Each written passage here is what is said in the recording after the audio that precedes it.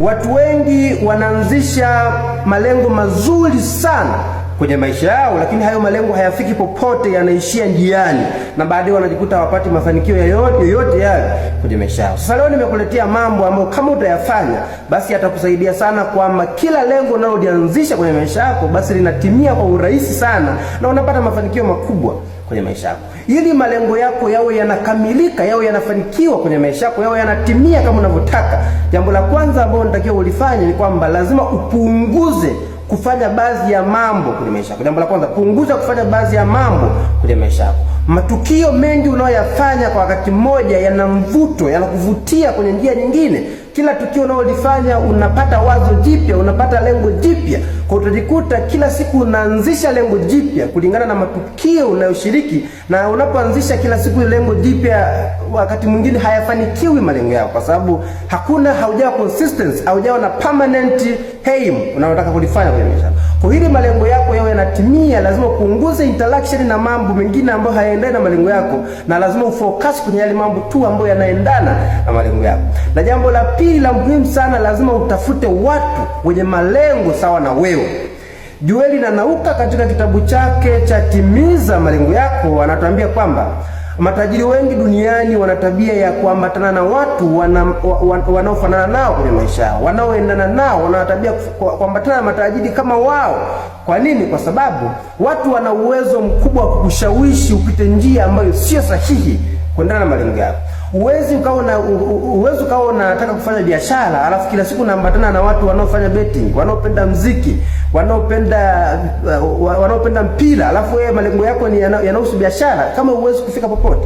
Ukitaka kuwa na ufaulu mkubwa hata darasani, lazima uambatane na watu ambao wana ufaulu mzuri, wanapenda kufanya mambo yale yanayopelekea kufaulu, ndipo utafaulu zaidi. Kwa lazima utafute watu ambao wana malengo sawa na wewe, itakusaidia sana kuhakikisha malengo yako yanatimia kwa urahisi sana.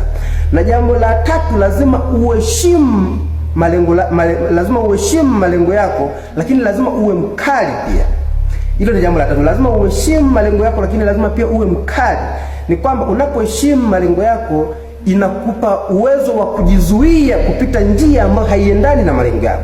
Lakini pia unapokuwa mkali, wale watu ambao wanataka kukupitisha kwenye njia ambayo sio sahihi, haiendani na malengo yako, unakuwa na uwezo wa kuwajibu kwa ujasiri kwamba no, msinizoee huko, mimi siwezi kupita, na katika namna ambayo hawezi wakarudia tena. Usipokuwa mkali, always watu watakuharibia kwa urahisi sana malengo yako. Lazima uwe na misimamo.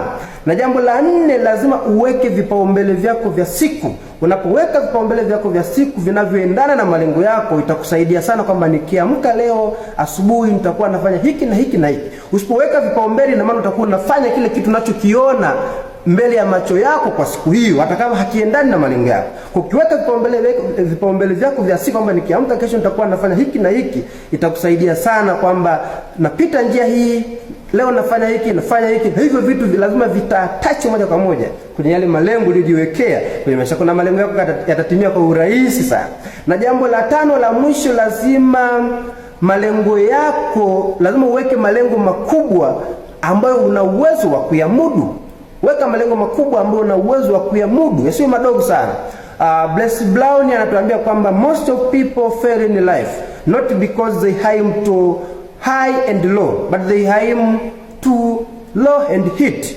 Kwamba watu wengi wanafeli kwenye maisha sio kwa sababu wana malengo makubwa ambayo wanashindwa kuyafanikisha, hapana, ila ni kwa sababu wana malengo madogo sana ambayo hata wakiyafanikisha basi bado wanaendelea kubaki kwenye lile kundi la wasiofanikiwa. Kwa katika maisha yako, lazima malengo yako yaendane na wewe, huwe na uwezo wa kuyamudu katika namna ambayo uwezo kayachoka, uwezo kukata tamaa. Ukiweka malengo ambayo una uwezo wa kuyamudu, yanakupa motisha zaidi kwamba haya malengo unaona kabisa yatafanikiwa. Lakini ukiweka malengo ambayo huwezi kuyamudu, au ni madogo sana au ni makubwa zaidi, yatakufanya ukate tamaa na uone kama hakuna uwezekano wa kuyafanikisha. Haya ni mambo matano ambayo nimekuletea leo, ngoja tuishie hapo. Lakini katika conclude, nataka nikwambie kwamba usipokuwa na consistent scope kwenye maisha yako, usipokuwa na muendelezo wa malengo kwenye maisha yako, kila siku ukiwa unaanza lengo jipya, uwezo ukafika popote kwenye maisha yako, na uwezo ukafanikisha kitu chochote kwenye maisha yako. Kwa hiyo upate mafanikio makubwa, lazima uwe na consistency ya malengo, uwe na muendelezo wa malengo. Usianzishe lengo jingine kabla lile la kwanza hujalikamilisha ulimalize. Asante sana.